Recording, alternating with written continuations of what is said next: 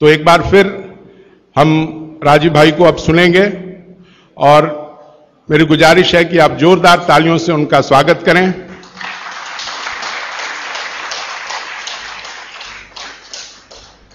ताली बजाएंगे तो आपके अंदर ऊर्जा का संचार होगा और हवा का स्पंदन आप महसूस करेंगे और वही हवा आपको मिट्टी की खुशबू बिखेरेगी। और अब अपने सूत्रों को बिखेरने आए हैं हमारे भाई राजीव दीक्षित जी। राजीव भाई ने मुझे कहा था कि व्याख्यान के दौरान अगर बाबूजी शोभाकांत जी हमारे बगल में रहेंगे तो एक आशीर्वाद मेरे इर्द गिर्द मंडराएगा, इसलिए उनसे गुजारिश है कि कृपया मंच पर आएं और उनके बगल में बैठें। तो मंच राजीव दीक्षित को समर्पित। कल मैंने आपसे जो बातें कही थी उनमें से बहुत सारी बातें आपको याद होंगी, शायद आपने लिखी भी होंगी। मुझे कल एक जानकारी दी बाबूजी ने, वो जानकारी आप सब तक पहुंचे, ये मेरी उनसे विनती है। उन्होंने जानकारी दी कि एक बार वो टीवीएस ग्रुप है ना, टीवीएस जो यहां का चेन्नई का सबसे बड़ा ग्रुप है और शायद भारत के सबसे बड़े ग्रुप में उनकी गिनती है, उनके घर वो भोजन करने गए थे।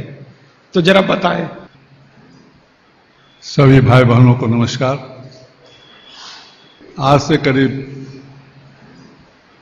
28-30 साल पहले जब प्रभावती देवी ट्रस्ट एंड प्रभावती जयप्रकाश का विन्यास हुआ था तो टीवीएस की मलकाइन इसकी ट्रस्टी बनी थी और पहला मीटिंग उन्हीं के घर में हुआ था, जिसमें रामनाथ गोयनका, एम रामस्वामी और महालिंगम जितने भी यहाँ के लुमिनरीज थे, सभी हमारे ट्रस्टी हैं इस संस्था के। तो उन्हीं के घर में पहली मीटिंग हुई थी। तो हम लोगों को खाने पर निमंत्रण भी था, तो खाए तो मैंने कहा यह दाल बहुत स्वादिष्ट है, जिसके बारे में उन्होंने कहा था कल। तो कहा कि इसको ये कैसे किए हैं, तो बोले और देखिए चूल्हे के ऊपर में तो मिट्टी का बर्तन था, तो उनके घर में मिट्टी का। मैंने कहा कि तब तो गैस बहुत खर्चा होता होगा। बोला हाँ गैस खर्चा होता है, लेकिन उसकी परवाह नहीं, खाने में स्वाद आता है, यह है वह है। बल्कि उनके पास बायोगैस भी लगी हुई थी बाहर में, अभी भी है। तो अब आज से 28-30 साल पहले मैंने देखा था कि मिट्टी के बर्तन एक इतने बड़े घर में चल चुका है। तो मैं कल इनको बताया कि आप जो मिट्टी के बर्तन के, अब धीरे धीरे मिट्टी के बर्तन फिर हो रहा है। क्योंकि हम भी जब 10 साल के थे तो बिहार में हर घर में केवल मिट्टी के बर्तन, रोटी भी बेलना से नहीं बेला जाता था, हाथ से हिस्सा पका करके, और तवा जो होता था वो मिट्टी का होता था। तो मेरे ख्याल से गांव-गांव में पहले ही प्रचार था, और इन्होंने जो कहा तो ये तो सर्किल है, देखिएगा सब आएगा फिर इसी तरह। धन्यवाद। ये बात आपके ध्यान में इसलिए लाने की जरूरत है कि टीवीएस ग्रुप जो हजारों करोड़ के एम्पायर का मालिक है, उनके घर में अगर मिट्टी के बर्तन इस्तेमाल हो सकते हैं तो आपके घर में भी हो सकते हैं। माने हमको ये बहाना ना मिले कि मिलते नहीं है जी, समय बहुत लगता है जी, क्या उसको खटराक करने का। ये जो मन के अंदर की हमारी जो रुकावटें हैं, ये कभी नहीं आए, इस दृष्टि से इस उदाहरण का बहुत महत्व है। और ये उदाहरण मैं हिंदुस्तान के ऐसे हजारों लोगों के बारे में बता सकता हूं जिनको आप रोज अखबारों में देखते हैं, न्यूज़पेपर में देखते हैं, टीवी पे देखते हैं। ज्यादातर के घरों में मिट्टी के बर्तन रसोई में इस्तेमाल होते हैं। आपको सुन के हैरानी होगी, धीरू भाई अंबानी के घर में रोटी हमेशा मिट्टी के तवे पे ही बनती है।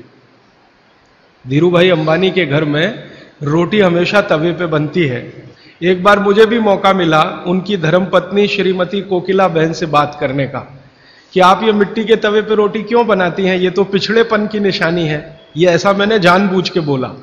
हम तो ऐसा मानते हैं कि आप 18वीं शताब्दी में जा रहे हैं, मिट्टी के बर्तन की रोटी माने तवे की।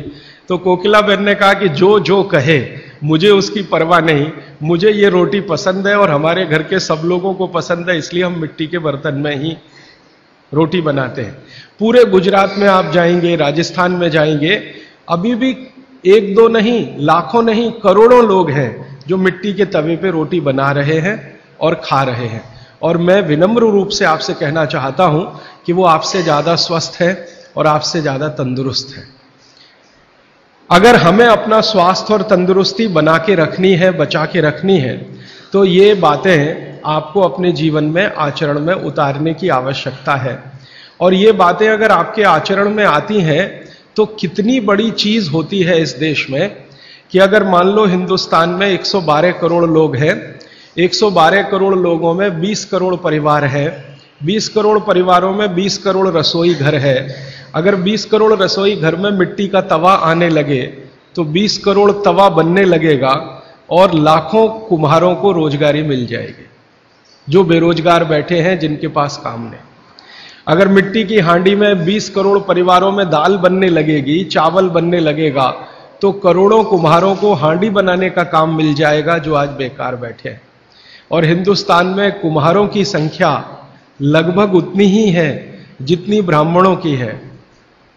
सरकार के आंकड़े हैं, लगभग 18% कुम्हार हैं और कुम्हार जैसी जातियां हैं 18% ही ब्राह्मण हैं।